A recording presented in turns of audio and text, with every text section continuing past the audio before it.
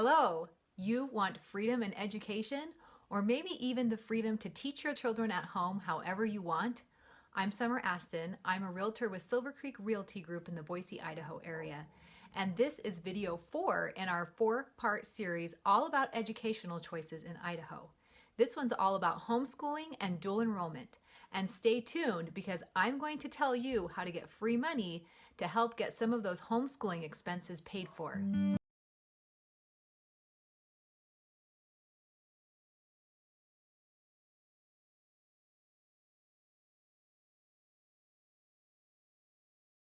Testing, no state requirements, and no one to tell you whether or not you're qualified to teach your own children. Homeschooling in Idaho really does represent the ultimate in educational freedom. Now, the state of Idaho does not regulate homeschooling, and so it's up to you as a parent to choose all the curriculum and be responsible for 100% of your child's education. That can overwhelm many parents, but others, in fact, thousands of parents in Idaho, embrace the opportunity to teach their children exactly how they want and according to whatever their child needs. So how do you begin homeschooling in Idaho? Well, if your child is not enrolled, you simply don't enroll them, and then you choose the curriculum you want for them, and away you go. It's that easy. What if your child is already enrolled and you want to start homeschooling? Well, listen up because it gets a little bit more complicated.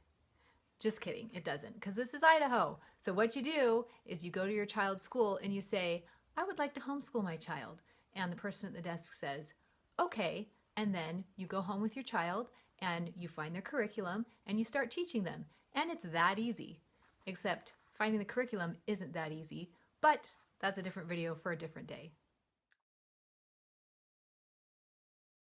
As with the other educational choices in Idaho, even in homeschooling, you have more options. You can homeschool by yourself, you can homeschool with a co-op, or you can homeschool and use a social group.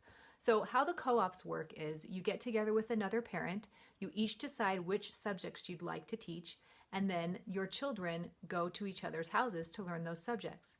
So that works out pretty well because you get a break and your child gets to learn from somebody else and have a little bit of social time. And then how the social groups work is these social groups get together for things like art fairs or science fairs or PE or field trips or gatherings. So if you join a social group, it gives you an opportunity to meet other homeschoolers, other homeschooling parents, and maybe form a co-op if you want. A fantastic thing about homeschooling in Idaho is that your children can participate in the extracurricular activities at the public school. So you want your child to play sports at a high division level? Fantastic, your child can do that. All they'll need to do is turn in a physical signed by a doctor, just like the other public school students would need to, and then they can participate. You want your children to participate in the music programs and the honors programs or any other after-school programs, drama or art or anything going on? Well, yep, your homeschool kids can do that too. So what if you want your child to have some public school classes? After all, the public schools here have fantastic electives like automotive tech or guitar or band or robotics. Some of these things you just can't replicate at home. Well, guess what? It's called dual enrollment and your homeschooler can participate. In fact, you can arrange it however you want. You can have your child do 7 classes at home and 1 at the public school. They can do 5 at the public school and 2 at home. Anything you want. Total educational freedom that's going to work for you. So how that works is you go to the school counselor and you say, I would like my child to just take certain classes here. And they say, okay, which ones would you like to sign up for? You sign up for those. You can arrange the schedule so it works for you, or maybe you want all of their classes they're taking at the public school in the afternoon so that they can then stay there to participate in any of the after-school activities. So you can arrange the schedule to work that way as well. It's a little trickier in the elementary school grades because they don't have separate periods, but people do it all the time, have their kids come to just like music or PE or maybe math or something. It's allowed, it's harder to do, but it works much better in the junior high and high school levels.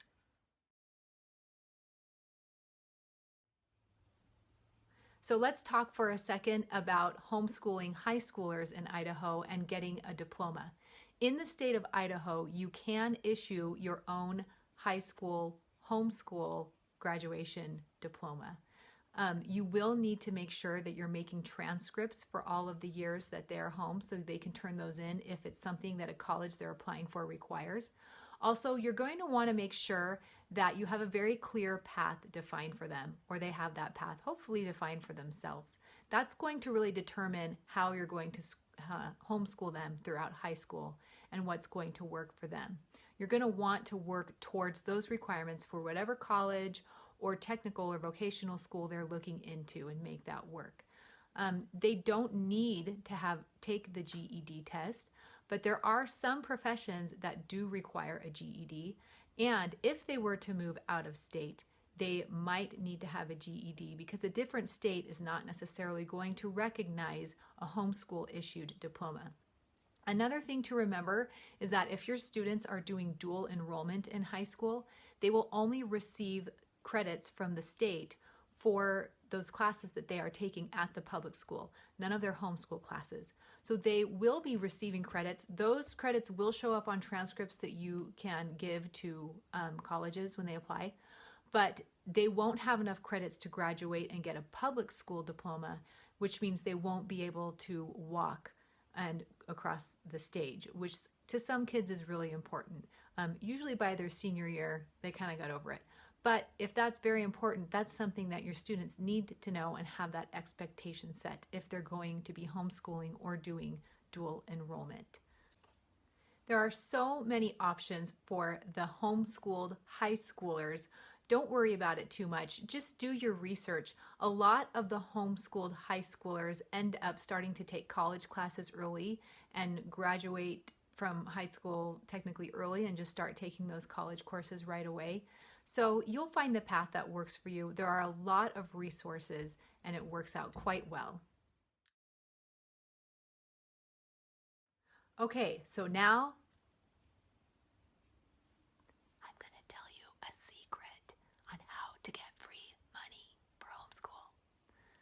So it's not actually a secret, but for some reason, people just don't know about this, even the homeschoolers. So there is a way to get some money to help you pay for your homeschooling expenses.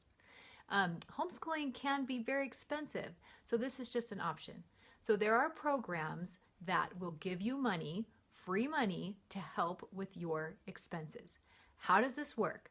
So you sign up for the program and you submit your receipts as you go along, and then they reimburse you and put the money into your account. And it seems like a nice gift. Well, as you know, people don't give away money for free. So really what's going on here is it's kind of like a very, very loose charter school. And in order to get reimbursed for that money, you do need to check in every week. You do need to put down what you've been doing every week and how it meets the state educational standards. There is a teacher that checks in and makes sure that that's happening. Your student also needs to take a standardized test every year.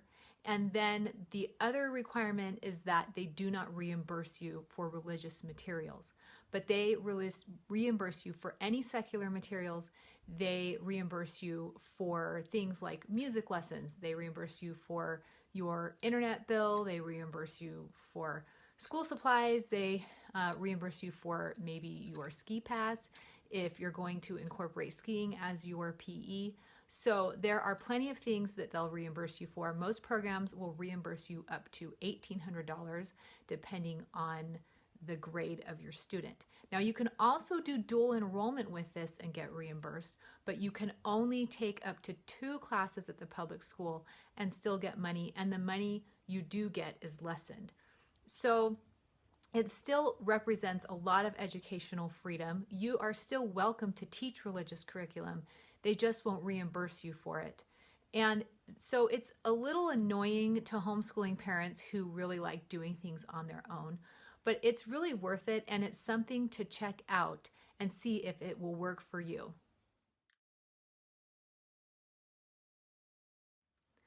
Wow, if you have been watching my videos about educational choices in Idaho, then you really are getting educated on education here. I love all of the options, and that's why I live in Idaho. And I love that the parents here really seek to find what works best for their children.